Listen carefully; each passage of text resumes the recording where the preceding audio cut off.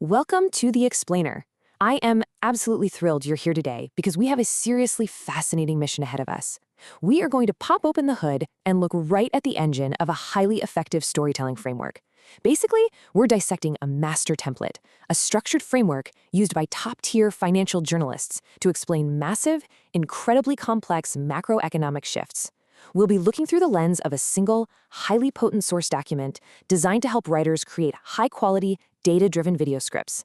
By the time we wrap up, you're going to see exactly how the sharpest analytical minds take dry, structural financial data and turn it into a dynamic, compelling narrative lens. So, let's just dive right into the deep end with a question that scriptwriters and analysts wrestle with every single day. How on earth do you explain the rewriting of the global financial system?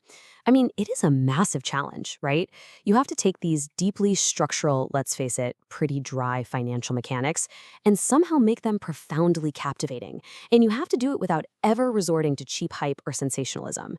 You're trying to explain geopolitical shifts and changing global reserves in a way that actually keeps people glued to their screens. Well, to get someone to actually care about a macroeconomic shift, you have to establish a stark contrast right out of the gate. Just look at the difference here. On one side, you've got the loud, everyday noise. You know, standard tech updates, the endless daily political circus. But on the other side, you have the quiet, totally unnoticed structural realities that are fundamentally rewiring our world. You literally have to yank the viewer out of their daily newsfeed and drop them straight into this grand structural reality. To pull that off, our source lays out this explicit, perfectly paced 5-part template, along with some crucial stylistic guardrails. We're going to hit the hook and thesis, get into historical context, identify catalysts and breaking points, look at emerging alternatives, hit the conclusion, and finish up with tone and style. All right, starting with part 1. Hook and thesis. Subtitle, Grabbing Attention with Math, Not Hype. According to the blueprint, the anatomy of your first 90 seconds is rigidly defined by 3 steps. Step 1, reveal the unnoticed shift. You hit them with a stark, surprising macro trend that the mainstream media is completely ignoring. Step 2, prove why it matters. This is where you contrast that quiet trend against the loud, everyday distractions we just talked about. And step 3, state the core premise. You lay out your central thesis clearly, framing it as a mathematical or structural shift. It is never ever about clickbait. It's all about anchoring the viewer in undeniable structural realities. Moving right along to part 2, historical context. Subtitle, Explaining the Invisible Advantage. Okay, you literally can't explain where the world is headed if your audience doesn't grasp the foundation of where we currently are. The blueprint says you have to introduce this concept of exorbitant privilege. Basically, this means the distinct, almost unfair structural advantages enjoyed by a dominant global financial power. When you're explaining how the current system was built, think post-WW2 dominance and all those incredible network effects, you have to anchor it right here. It's the only way viewers will understand why the established system is just so incredibly sticky and hard to disrupt. And the source explicitly calls out the specific advantages that keep this monopoly running. You've got intelligence and data visibility, meaning you can literally see the flow of global money. You've got cheap capital, and this built-in constant demand for bonds. And you have unrivaled jurisdictional control over transactions. Now, the framework insists you break these down in plain English. So instead of getting bogged down in jargon, you explain correspondent banking as international financial toll booths. The money has to pass through, they pay the toll. Suddenly, the viewer totally gets why this invisible advantage keeps the big players on top. Which brings us to the pivot point. Part 3, Catalysts and Breaking Points. Subtitle, When the System Cracks. To make a macroeconomic shift feel real, you have to walk the viewer through the actual historical turning points. Our source points to these specific geopolitical catalysts as major crisis moments. Think about 2008, the era of quantitative easing, central banks basically printing massive amounts of money to save the system. Then 2014 brings a huge escalation of sanctions. And wow, 2022 sees unprecedented central bank asset freezes, where sovereign wealth was just locked away. These aren't just dry textbook dates. They are the exact wake-up calls that force third-party nations to suddenly question the reliance on the established monopolies. And that brings us to this massive, unintended side effect. As the blueprint points out, these crisis points send a huge, undeniable signal to the rest of the world. Critical financial infrastructure can be weaponized, or actually just switched off entirely. By highlighting this brutal reality, You're proving to the audience that relying on a monopoly isn't just some abstract theory anymore. It is a massive structural risk. This realization is the catalyst for everything that happens next. So, what happens next? Part 4, Emerging Alternatives. Subtitle, Moving from Theory to Execution.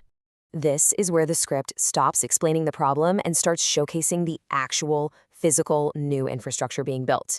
We need to visually contrast the old legacy mechanisms against the under-the-radar alternatives being deployed right now. Look at this breakdown. Under tech, we're shifting from legacy correspondent banking over to emerging blockchain platforms. For pricing, moving from standard currency to neutral commodity units, think pricing things in gold or energy instead of a competitor's fiat money. And for clearing, we go from centralized clearing to bilateral settlement, where two countries just trade directly without a middleman. We're strictly focusing on how these new alliances are actively deploying technology today. To make sure this lands, the blueprint has very strict rules for this section. First, you absolutely must showcase concrete geopolitical coordination. Second, highlight specific, practical, under-the-radar tech. And most importantly, you have to list 3 to 4 recent real-world examples or transactions. Listen, without those real-world transaction signals, your script is just theorizing. But with them, you prove to the viewer that this shift is happening right under their nose. All right, Part 5, the conclusion. Subtitle, The Power of Optionality. This is the finale of the framework, where we synthesize all this data into one incredibly memorable takeaway. The source dictates this core concept. Monopoly erosion doesn't happen overnight through a single competitor, but through the rise of options. The writer's job here is to make it clear that structural financial changes are gradual.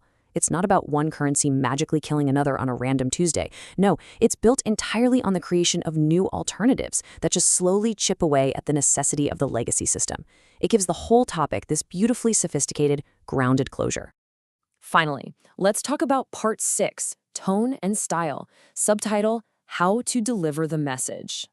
Because honestly, a brilliant structural outline is totally useless if your delivery puts the audience to sleep, or worse, makes them roll their eyes. The blueprint sets overarching stylistic rules, and here is the starkest contrast. The stuff on the left, fear-mongering, sensationalism, conspiracy theories, that is strictly forbidden. The source demands a sophisticated tone that keeps things balanced, grounded, and utterly objective. You have to focus purely on the right side, mathematical realities and structural incentives, analyzing, not sensationalizing. That is how you build trust. The blueprint also gives us the tactical delivery tools to pull this off. You need to be conversational yet analytical. If you run into dense academic jargon, you explain it in plain English first. You're encouraged to sprinkle in subtle, dry humor or modern pop culture references, because frankly, nobody wants to feel trapped in a stuffy macroeconomics lecture. And crucially, you have to include explicit visual cues for pacing. When you're dealing with complex, data-heavy topics, visuals are the secret sauce that keeps it all digestible. And that brings us to the final reflective closing thought dictated by the blueprint. Are you paying attention to the permanent narrative or the structural change beneath it?